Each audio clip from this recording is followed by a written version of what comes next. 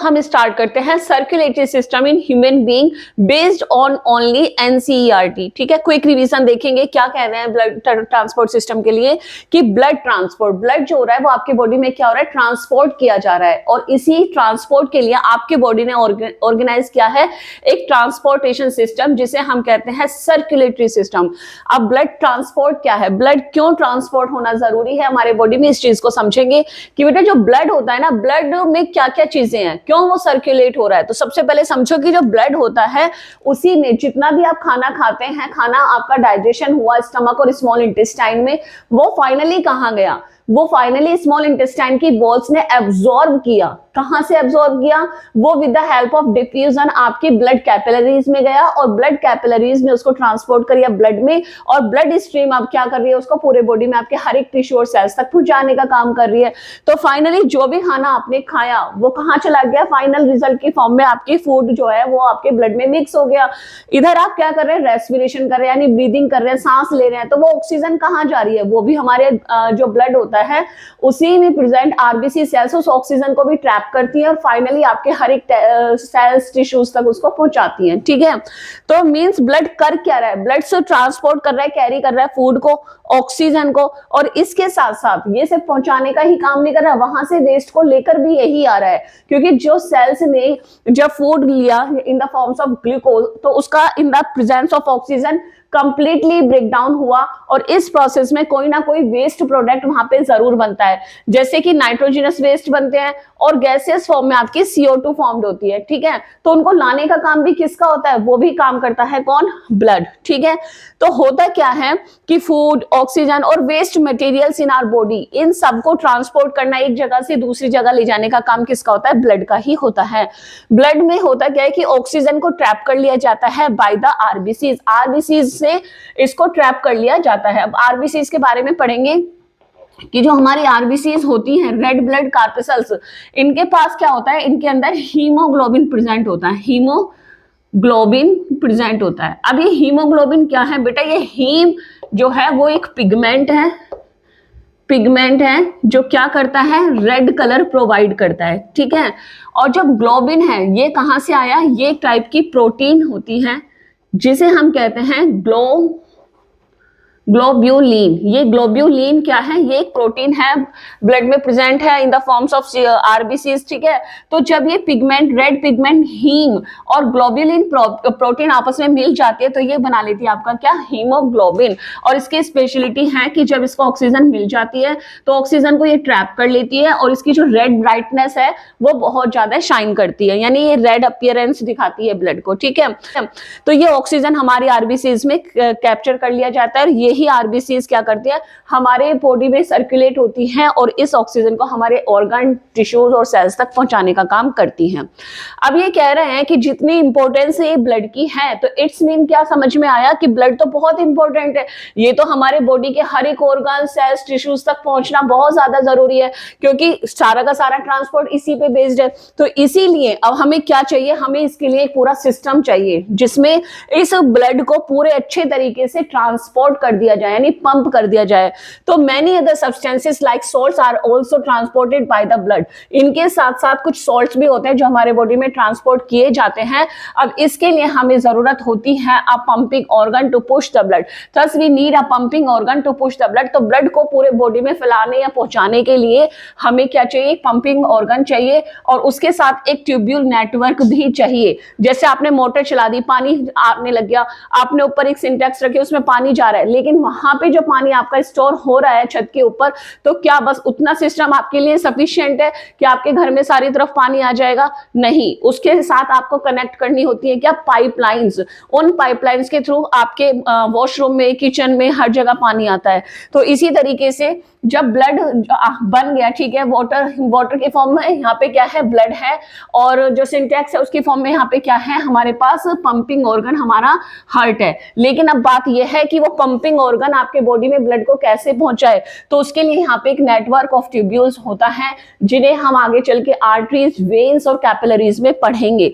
तो ये क्या करती हैं, ये नेटवर्क करती हैं to reach all the tissues and a system to place. ठीक है, एंड इसके अंदर ये स्पेशलिटी भी होनी चाहिए कि जो हार्ट है वो ब्लड को पंप कर रहा है with the help of tubules, वो हर एक टिश्यू और सेल्स तक ब्लड को पहुंचा रहा है। साथ में अगर कोई इंजरी हो जाए तो वहां पे उसके पास कोई ना कोई रिप्लेसमेंट या रीअपियर होने की, उस डैमेज को खत्म करने की कैपेबिलिटी भी उसके अंदर होनी चाहिए। अब बात करते हैं बेटा कि ब्लड एक्चुअली क्या है। ठीक है, हमने बताया कि ब्लड कर क्या रहा है, ब्लड क्यों इंपॉर्टेंट है पूरे बॉडी में पहुंचना, लेकिन हम बात कर रहे हैं कि ब्लड एक्चुअली क्या है, इसकी कंपोजिशन क्या है। तो blood being a fluid connective tissue, यानी कनेक्टिव टिश्यू की फ्लूइड फॉर्म में आपको जो बॉडी में ब्लड आपका प्रेजेंट होता है, and blood consist of a fluid medium is called plasma. Means अगर आपकी आर्टरीज और वेन्स हैं, ठीक है, और इसमें ब्लड फ्लो हो रहा है, तो इसका 45% तक का जो पार्ट होता है वो एक ट्रांसपेरेंट फ्लूइड होता है जिसे हम प्लाज्मा कहते हैं। और इसी प्लाज्मा में आपकी बाकी ब्लड सेल्स, कार्पेसल्स जैसे आरबीसी, डब्ल्यूबीसी और प्लेटलेट्स इसमें प्रेजेंट होती हैं। तो ये जो आपका ट्रांसपेरेंट था, यानी आरबीसी, डब्ल्यूबीसी और प्लेटलेट्स को छोड़कर बाकी जो ट्रांसपेरेंट फ्लूइड था, इसको आपने कहा प्लाज्मा। और इस प्लाज्मा में 90 से लेकर 92% तक का पार्ट जो होता है वो होता है वाटर। इसके अलावा इसमें सारी चीजें होती हैं खाने की, मतलब जो न्यूट्रिएंट होते हैं वो भी प्रेजेंट होते हैं, सॉल्ट्स भी प्रेजेंट होते हैं, हार्मोन्स भी प्रेजेंट होते हैं, एंजाइम्स भी प्रेजेंट। तो इस तरीके से इसके अंदर ये सारी चीजें प्रेजेंट होती है, वेस्ट भी होता है, यूजफुल भी होता है। ठीक है, अब being a fluid connective tissue, blood consist of a fluid medium is called plasma in which the cells are suspended. एक प्लाज्मा होता है ट्रांसपेरेंट जिसमें सेल्स सस्पेंडेड होती हैं, and consist of a fluid medium plasma. जबकि ये काम क्या करता है, प्लाज्मा क्या ट्रांसपोर्ट कर रहा है, आपके फूड को ट्रांसपोर्ट कर रहा है, सॉल्ट्स को ट्रांसपोर्ट कर रहा है, हार्मोन्स को ट्रांसपोर्ट कर रहा है, नाइट्रोजनस वेस्ट को भी ट्रांसपोर्ट कर रहा है। ठीक है, इन द डिसॉल्व फॉर्म, वहां पे क्या है, फाइनल डिसॉल्व फॉर्म्स जो होती है उसमें ब्लड के अंदर प्रेजेंट होती है। और ये सारा का सारा ब्लड जो होता है इन सारी चीजों को आपके बॉडी में हर एक सेल्स तक पहुंचाने का काम करता है। बेटा ब्लड के बाद अब हम बात करते हैं हार्ट के बारे में। हार्ट क्या है? हार्ट एक आपका मस्कुलर ऑर्गन है जो आपके थोरेसिक कैविटी में प्रेजेंट होता है। और इसका मेन फंक्शन क्या होता है, इसका साइज क्या होता है? बेटा हमारा जो ये बंद मुट्ठी होती है, यानी हमारी फिस्ट के साइज में जो हमारे हार्ट का जो साइज है वो हमारी बंद मुट्ठी या फिस्ट के साइज का होता है। अब आगे बात करते हैं कि हमारा जो हार्ट होता है इवोल्यूशन के बाद, यानी जो फाइनल ऑर्गेनाइजेशन ऑफ हार्ट अभी तक है एडवांस लेवल पे, वो है 4 चैम्बर्ड हार्ट। ठीक है, 4 चैम्बर हार्ट, ह्यूमन हार्ट जो होता है वो 4 चैम्बर्ड होता है। चैम्बर्स क्यों होते हैं, इसकी क्या बेनिफिट है? क्योंकि जो हमारा ह्यूमन हार्ट होता है वो क्या है, उसमें ऑक्सीजनरेटेड और डीऑक्सीजनरेटेड दोनों ही ब्लड फ्लो कर रहे होते हैं। उनकी मिक्सिंग को बचाने के लिए हमारे पास 4 चैम्बर्स होते हैं, जिसकी वजह से डबल सर्कुलेशन पॉसिबल होता है। और ऑक्सीजनरेटेड ब्लड एक अलग ट्रैक पे और डीऑक्सीजनरेटेड एक अलग ट्रैक पे हमारे हार्ट में क्या होता है, फ्लो कर रहा होता है। इसी वजह से हम इसको कहते हैं कि डबल सर्कुलेशन। कह क्या रहे हैं, बोला जा रहा है कि the heart is a muscular organ which is as big as our fist. हमारा जो हार्ट होता है वो एक मस्कुलर ऑर्गन होता है और ये हमारी बंद मुट्ठी के साइज का ही होता है। अब बिकॉज बोथ ऑक्सीजन एंड डीऑक्सीजन, यानी CO2 वाला जो ब्लड होता है जिसमें CO2 प्रेजेंट है, तो हम उसको कहेंगे डीऑक्सीजनरेटेड ब्लड। ठीक है, have to be transport by the blood, क्योंकि हम जानते हैं कि हमारा जो हार्ट है वो दोनों ही तरीके के ब्लड को पंप कर रहा है, ऑक्सीजनरेटेड भी और डीऑक्सीजनरेटेड भी। The heart has different chambers to prevent the oxygen rich blood from the mixing with the oxygenated blood containing deoxygenated blood containing CO2। अब हमारे हार्ट में प्रेजेंट चैम्बर से क्या फायदा होता है कि वो ऑक्सीजनरेटेड ब्लड को डीऑक्सीजनरेटेड ब्लड के साथ मिक्स होने से बचाता है। The CO2 rich blood has to be reach the lungs. अब ये CO2 वाला, जब जैसे आपकी बॉडी में जो ब्लड गया वो ऑक्सीजनरेटेड ब्लड था, लेकिन जब वो ऑक्सीजन देकर वापस हार्ट में आता है तो कैसा होता है, डीऑक्सीजनरेटेड ब्लड होता है। यानी आपके बॉडी से पहले ब्लड आएगा आपके हार्ट में जो होगा डीऑक्सीजनरेटेड, और ये डीऑक्सीजनरेटेड हार्ट में ऑक्सीजनरेटेड में कन्वर्ट नहीं होता है, इसको पहले जाना पड़ता है लंग्स के पास। लंग्स से ऑक्सीजन कैरी करता है और फिर वापस हार्ट में आता है ऑक्सीजन को लेने के बाद। यानी डीऑक्सीजनरेटेड ब्लड पहले लंग्स में जाता है हार्ट से, और वापस लंग्स से ऑक्सीजनरेटेड में कन्वर्ट होकर वापस से किस में आता है, हार्ट में आता है। ठीक है, तो उसी के लिए बताया जा रहा है कि CO2 रिच, यानी जो डीऑक्सीजनरेटेड, यानी -O2 कह सकते हैं, जो डीऑक्सीजनरेटेड ब्लड है वो कहां से आ रहा है, वो आपके बॉडी से आ रहा है। ठीक है, कहां पे गया, आपके हार्ट में गया। ठीक है, हार्ट में जाने के बाद अब वो कहां जाएगा, अब वो जाएगा आपके लंग्स में। लंग्स में क्या मिल सकता है उसको, ऑक्सीजन मिल सकती है। अब ये ब्लड कैसा हो गया, ये ऑक्सीजनेटेड ब्लड हो गया। अब ये कहाँ पे जाएगा, आपके बॉडी में नहीं, पहले आपके जाएगा हार्ट में, ठीक है। अब हार्ट इसको करेगा पंप और फिर ये पहुंचेगा आपके डिफरेंट बॉडी पार्ट्स में ये पहुंच जाएगा, ठीक है। तो इस तरीके से जो हमारा सर्कुलेशन है हार्ट के अंदर चलता है। This oxygen rich blood is then pumped to the rest of the body. बेटा इस तरीके से जो मैंने अभी आपको बताया कि पहले आपके बॉडी से डीऑक्सीजनेटेड ब्लड आता है, वो हो जाता है हार्ट में, हार्ट उसको फिर लंग्स में पंप करता है और फिर लंग्स में उसको ऑक्सीजन मिलती है, ऑक्सीजनेटेड में कन्वर्ट होकर वो वापस से किस में आता है, ब्लड हार्ट में आता है, फिर हार्ट इसको पंप करके आपके बॉडी के अदर या different parts of the body में आपको ये ट्रांसफर कर दिया जाता है। अब बात करते हैं बेटा step by step flow of blood की, ठीक है। तो we can follow this process by step by step. क्या कह रहे हैं कि oxygen rich blood means oxygenated blood अब आपके लंग्स में अवेलेबल है और वो लंग्स से कहां पे जाएगा, पहले जाएगा आपके हार्ट के लेफ्ट पार्ट में, ठीक है। तो जो ऑक्सीजन रिच ब्लड होता है सबसे पहले वो आपके लंग्स से आ रहा है, क्योंकि ऑक्सीजन लंग्स के पास ही अवेलेबल है। तो लंग्स से ऑक्सीजनेटेड ब्लड आपका आया, कहां पे आया, हार्ट में आया। हार्ट के भी लेफ्ट पार्ट में आता है, लेफ्ट सबसे पहले एट्रियम में वो आएगा। जब ब्लड इसमें आता है तो खुद लेफ्ट एट्रियम कैसी फेज में होता है, रिलैक्स कंडीशन में होता है, ठीक है। लेकिन और जब रिलैक्स होगा लेफ्ट एट्रियम तो वो क्या करेगा, वो ब्लड को कलेक्ट करेगा, ठीक है।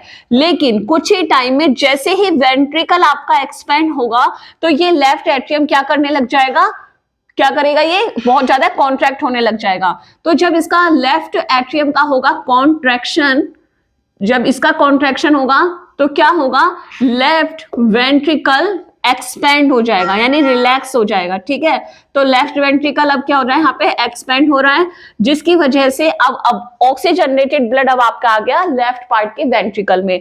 अब ये लेफ्ट वेंट्रिकल जब खुद कॉन्ट्रैक्ट करने लग जाएगा तो क्या होगा, तो बेटा ये ब्लड अब आपके बॉडी में ट्रांसफर कर दिया जाएगा, ये ब्लड आपके बॉडी में, बॉडी पार्ट्स में ट्रांसफर हो जाएगा, ठीक है। तो इस तरह से ये लेफ्ट पार्ट यानी ऑक्सीजनेटेड जो साइकिल है वो आपकी कंप्लीट होती है कि आपके लंग्स के पास होता है ऑक्सीजनेटेड ब्लड जो आपके हार्ट में आता है, पहले आता है लेफ्ट साइड में, लेफ्ट एट्रियम में सबसे पहले आएगा। जब लेफ्ट एट्रियम हमारा रिलैक्स कंडीशन में होता है तो लेफ्ट एट्रियम ब्लड से पूरे के पूरे लंग्स से ब्लड को आ रहे ब्लड को क्या करता है, कलेक्ट करता है। आफ्टर इट क्या होगा कि ये कॉन्ट्रैक्ट होने लग जाएगा और लेफ्ट वेंट्रिकल एक्सपेंड होने लग जाएगा, तो लेफ्ट एट्रियम से ब्लड अब लेफ्ट वेंट्रिकल में आ जाएगा। अब जब लेफ्ट वेंट्रिकल भी क्या होने लग जाएगा, बहुत ज्यादा कॉन्ट्रैक्ट होने लग जाएगा, तो इसी ब्लड को ये एओर्टा के थ्रू कहां चला भेज देगा, आपके बॉडी पार्ट्स में सेंड कर देगा, ठीक है। अब दूसरी तरफ क्या होगा कि जब ये बॉडी पार्ट्स पे गया तो ये सारा ऑक्सीजनेटेड ब्लड था, अब हर एक ऑर्गन टिश्यू और सेल्स में ये जब जाएगा तो इससे ऑक्सीजन को ले लिया जाएगा और फाइनली ये ब्लड अब रह जाएगा डीऑक्सीजनेटेड फॉर्म में, ठीक है।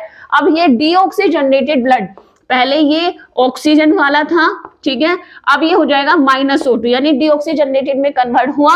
तो अब ये कहां पे आएगा बेटा, अब ये आएगा आपके राइट वेंट्रिकल में, राइट वेंट्रिकल से ये जाएगा राइट एट्रियम में पहले आएगा।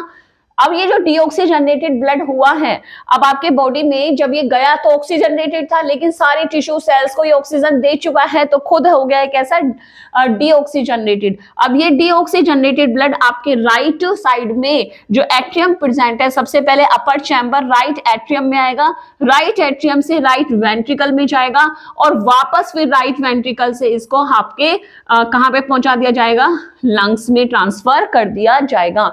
इस तरीके से ये चलता है कि deoxygenated blood comes from the body, body से ही आपका डीऑक्सीजनेटेड ब्लड आता है to the upper chamber on the right side means right atrium, और हार्ट में जब वो आएगा तो सबसे पहले कहां आएगा, राइट एट्रियम में आएगा, ठीक है। जब राइट एट्रियम एक्सपेंड होगा तो उससे क्या होगा कि as the right atrium contract, जब ये इसने ब्लड को रिसीव किया तो ये एक्सपेंड हुआ, लेकिन जब कॉन्ट्रैक्ट करेगा तो क्या होगा, ब्लड फिर से राइट वेंट्रिकल में चला जाएगा।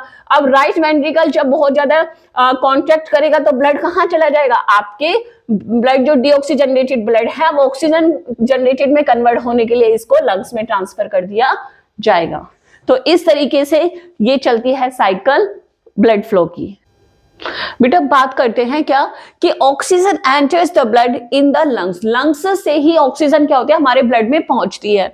अब इसके लिए क्या बताया जा रहा है कि the separation of the right side and the left side of the heart is useful to keep the oxygenated and deoxygenated blood from the mixing. हमारे हार्ट के अंदर जो राइट साइड और लेफ्ट साइड का पार्टीशन है वो बहुत useful है। क्यों यूजफुल है? क्योंकि वो हमारे ऑक्सीजनरेटेड और डीऑक्सीजनरेटेड ब्लड को मिक्स नहीं होने देता है। This is useful in animals. लेकिन मिक्सिंग नहीं होने से क्या बेनिफिट है? अगर मिक्स हो जाता तो ड्रॉबैक क्या था? तो ब्लड का जो डीऑक्सीजनेटेड और ऑक्सीजनेटेड ब्लड है बेटा, इसके सेपरेट रहने से एक ये बेनिफिट होता है कि this is useful in animals that have high energy need, जिनको मतलब जिन्हें ज्यादा वर्कआउट करना होता है, ज्यादा फिजिकल वर्क करना होता है, तो उनके जिनको ज्यादा अपनी एनर्जी की जरूरत होती है। ठीक है, तो एज जैसे कि हम बर्ड्स और मैमल्स की बात करें तो which constantly use energy to maintain their body temperature. अब बॉडी के टेम्परेचर को मेंटेन करने के लिए हर एक सेल टिश्यूज को काफी ज्यादा वर्क करना पड़ता है, एनर्जी मेंटेन कर रखनी पड़ती है। इसी वजह से क्या होता है, यहाँ पे एनर्जी की बहुत ज्यादा रिक्वायरमेंट बढ़ जाती है। तो इन एनिमल्स जैसे कि that do not use energy for this purpose, जहां पे हमें अपने बॉडी के टेम्परेचर को मेंटेन करने के लिए बहुत ज्यादा एनर्जी का यूज नहीं करना होता, तो वहां पे क्या होता है, जैसे कि depend on the temperature in the environment. उनके बॉडी का जो टेम्परेचर है वो एनवायरनमेंट के टेम्परेचर पे डिपेंड करता है, उसके अकॉर्डिंग ही उनकी बॉडी का टेम्परेचर मेंटेन होता है। इन्हें बहुत ज्यादा मेहनत या एनर्जी की रिक्वायरमेंट नहीं होती है कि बाहर क्या टेम्परेचर है और उनकी बॉडी के टेम्परेचर को उन्हें मैनेज करना होगा। नेक्स्ट अगर हम देखें कि such animals like the amphibians और many reptiles have 3 chambered heart and tolerate some mixing of the oxygenated and deoxygenated blood stream. Means जो एम्फीबियंस होते हैं, जो रेप्टाइल्स होते हैं, इनका जो हार्ट होता है बेटा वो 4 चैम्बर नहीं होता, वो 3 चैम्बर्ड हार्ट होता है। लाइक आपके एट्रियम तो सेपरेट है लेकिन नीचे जो वेंट्रिकल है वो सेम है। तो यहाँ पे आप क्या देखते हैं कि जब दोनों एट्रियम से ब्लड आता है तो वो इसी वेंट्रिकल से होके निकल रहा है, तो इससे क्या हो रहा है, दोनों का जो ब्लड है वो कहीं ना कहीं पे मिक्स हो जाता है। किस कंडीशन में हो रहा है? ये आपका हो रहा है एम्फीबियंस और रेप्टाइल्स के केस में, क्योंकि वहां पे जो हार्ट है वो 3 चैम्बर्ड हार्ट है।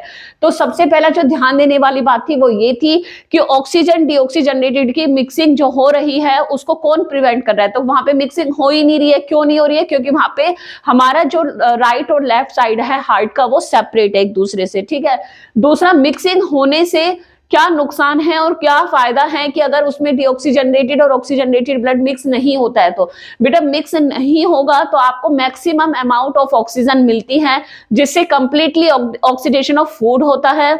और जब कंप्लीट ऑक्सीडेशन ऑफ फूड होता है तो आपको लार्ज अमाउंट में एनर्जी चाहिए होती है जो वो वहां पे फॉर्म्ड होती है। ठीक है बेटा, अब हम यहाँ पे समरी की फॉर्म में देख लेते हैं कि क्या फायदा हुआ। कि सबसे पहला जो हमारा इंटरनल स्ट्रक्चर ऑफ हार्ट है वो कुछ इस तरीके से ऑर्गेनाइज होती है कि वो दोनों हार्ट्स को ऑक्सीजनेटेड डीऑक्सीजनेटेड हार्ट ब्लड को क्या करते हैं, सेपरेट रखती है। सेपरेट रखने से क्या फायदा होता है बेटा? ये फायदा होता है कि जितना ज्यादा ऑक्सीजनेटेड ब्लड सेपरेट रहेगा डीऑक्सीजनेटेड से, उतना ही ज्यादा क्या होगा कि वहां पे ऑक्सीजन की क्वांटिटी जो होती है वो सफिशिएंट अमाउंट में सप्लाई होगी। जितना ज्यादा सफिशिएंट अमाउंट में आपको ऑक्सीजन मिलती है उतना ही अच्छा आपके फूड का ऑक्सीडेशन होता है।